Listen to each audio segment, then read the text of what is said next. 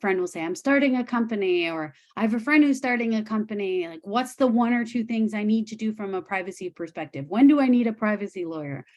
And here's kind of what I usually say to them. Know where your data is. Just start mapping your data now while it's easy. When you only have 5 systems, do it now. Keep a list of your vendors. Good idea. Doing those 2 things is going to really set your program up in the long term.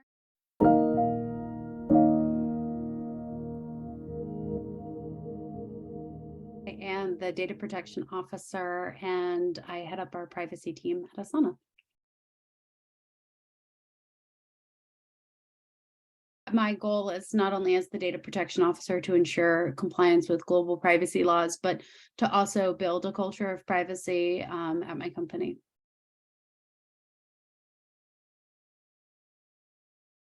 I think building a privacy program can feel really daunting. And what I've seen happen to a lot of privacy professionals out there is a company is finally ready to dedicate resources to privacy, and they hire one privacy attorney, and the privacy attorney gets there and they're like, go.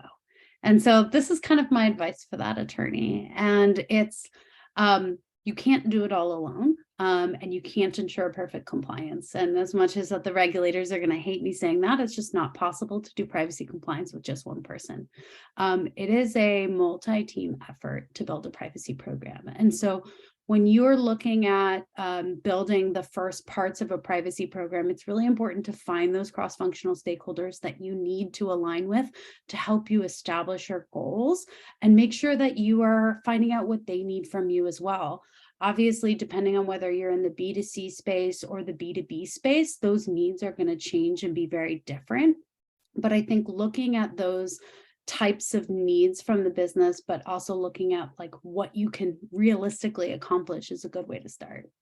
But ultimately, when you're building that program, thinking about what are the cultural values of the company that's building that program, right? We have companies that have different cultural norms globally. We have companies that operate and have different types of regulatory requirements based on the types of data that they're processing. And so you need to take all of those things into account to figure out what your privacy program looks like.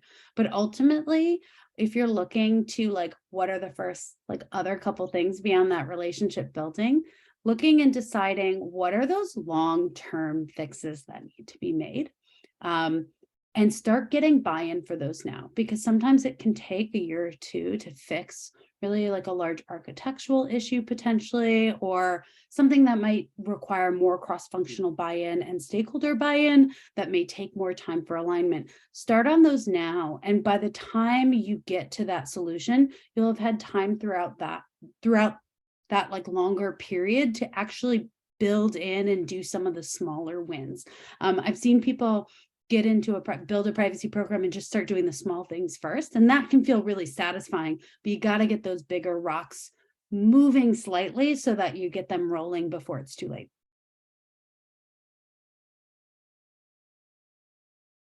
So I think every company does it a little bit differently. If you have OKRs or goals, you can use that to kind of measure your progress. But I think establishing what privacy metrics make sense for your program in order to show both its problems and its successes are really important.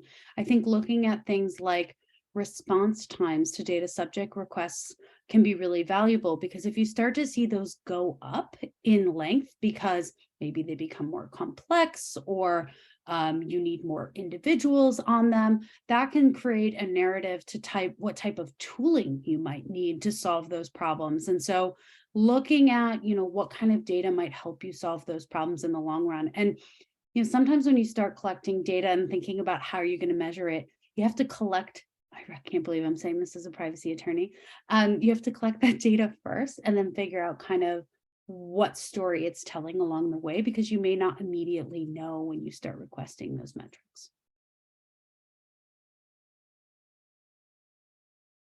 That it's a thing now. I know that sounds really crazy. When I started doing, privacy work more in a much more focused way, even just which feels very recently in 2012, I remember people saying that's not really a thing. Lawyers don't go do that. Some companies have it. You have to go into regulatory industries, or that only exists for certain types of companies that may be subject to a consent order. But it wasn't really a thing every company was required to care about, or every organization had to care about. And to me, I'm kind of surprised. It really did shift and change. Along those lines, what kind of surprises me is, given how much of a shift has happened globally, like not just in Europe, not just in California, but just globally, how we still don't have a federal privacy law here in the United States. I am shocked, given that shift, that hasn't moved in a more tangible way than it currently is. So one is getting past the idea that privacy is a compliance exercise. I think in particular with that big shift in what's changed and what surprised me is that, privacy, companies caring about privacy, organizations caring about privacy. And as a result, I think users more vocally talking about their privacy. I think they've always cared, but is that people look at privacy as that thing we must do to comply with the law or the changes in law. And I think that's just one part of the story of a privacy program, and building a strong privacy culture within a company. Is privacy is very cross-functional. It's an ethics problem, it's a legal problem, it's a customer trust problem. And when you look at it through all of those various different lenses, your solutions aren't going to always look the same from a privacy perspective.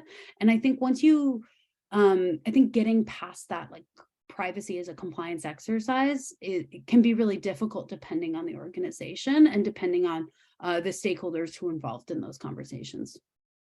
How do you overcome them? I think surfacing the various different issues that might arise from a privacy perspective. It's quite interesting, especially in the B2B space, and you see this a little bit in the B2C space, where users have a little bit more say or control or voice. They might be requesting certain types of features or control over their data, or the ability to do something that isn't necessarily required by law.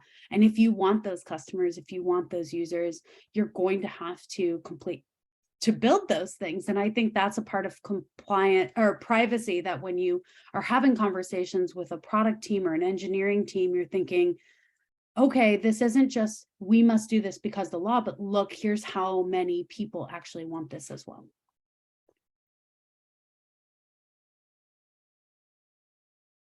I love working with engineering teams. I consider myself an engineer as well. And so part of, I think working with any cross-functional team, but especially engineers and product teams, is understanding their goals, their objectives, their needs, and also what problems are hard.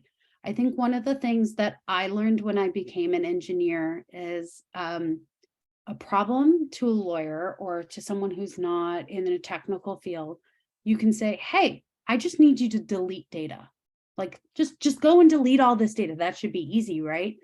And then you dig in and you find out, if with the right prodding, why it's a technically difficult problem, because of potentially a certain type of infrastructure that they may have built, or maybe decisions that were made long ago when the company first started. And so I think this is a universal problem that when we're working with engineers and product teams, we need to say, how hard is this problem? Like, if I'm asking for this type of solution, what does that really take to fix? And how do we get on that path? And that's to my point earlier about building a privacy program. Once you figure out what those really, really hard things are, where Eng and product can really help highlight them for you, you can help roadmap them accordingly and set expectations for your stakeholders and your leadership who cares about those problems, so that they're aware of risks from a privacy perspective.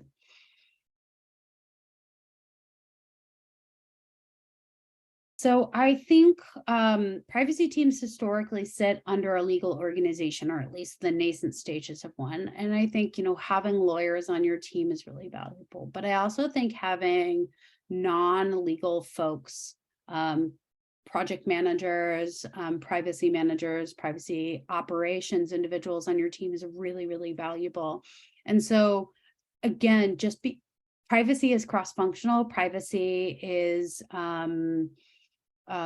isn't just a legal exercise. And so you have to hire people who are also cross-functional and who aren't just lawyers. And that, no matter what your privacy structure looks like in your company, once you accept that, even if they're not on your team, for example, maybe you want a privacy engineer who lives in the privacy engineering org, or maybe you have an advocate whose main role is doing privacy compliance on your marketing ad tech team. There are all sorts of different ways that you can build that in. And I think when you're thinking about building a team, I think you need to think about not just your immediate team of who's directly reporting up into you, but who do you want to advocate for across other folks' teams to help solve their problems, and help advocate and solve those business use cases that, might be best fit in that organization.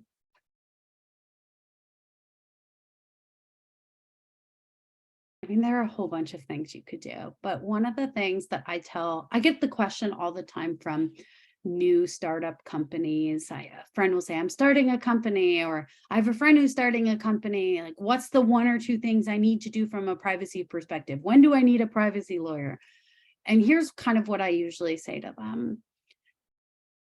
Know where your data is. Just start mapping your data now while it's easy. When you only have 5 systems, do it now. Keep a list of your vendors. Good idea.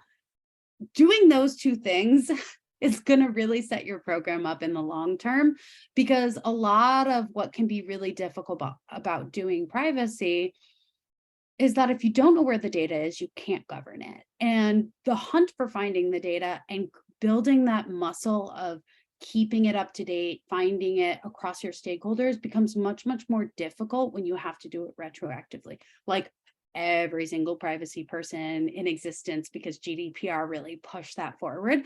But now that we have that knowledge that that's something we should all be doing, do that now. It doesn't have to be a heavy exercise. You can start a spreadsheet, system, data elements, roughly who you should talk to know more about that system. That goes a really long way. And I've mentioned that because I think that's an easy pitfall to avoid, which is just keeping track of data flows and having some documentation there, because eventually when you are ready for a privacy person, or maybe you're hiring a security person for the first time who will do some privacy work, they're going to know where to start, and they're going to know where the most sensitive data sits and maybe who your riskiest vendors are as a result.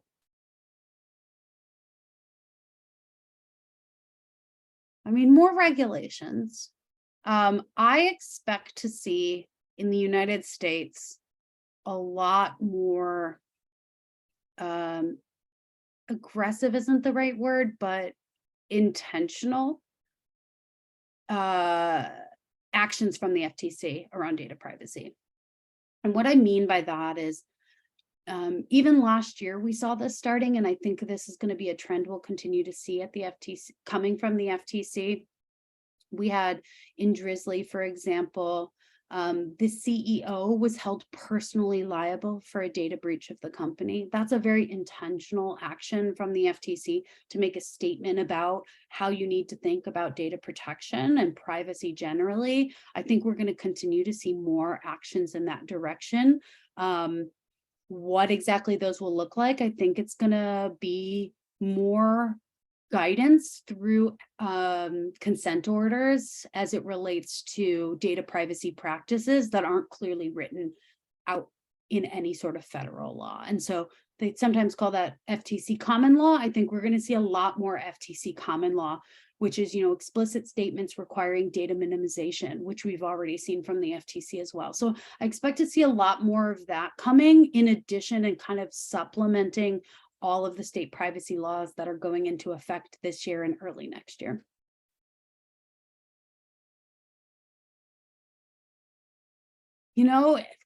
Honestly, it's a day like every other day, because every day is data privacy day for me and my team.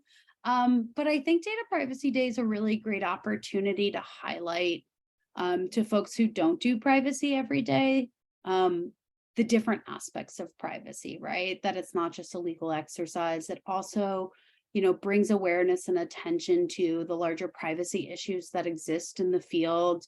It's a great opportunity to kind of re-examine and reprioritize and think about how we can improve privacy over the next year.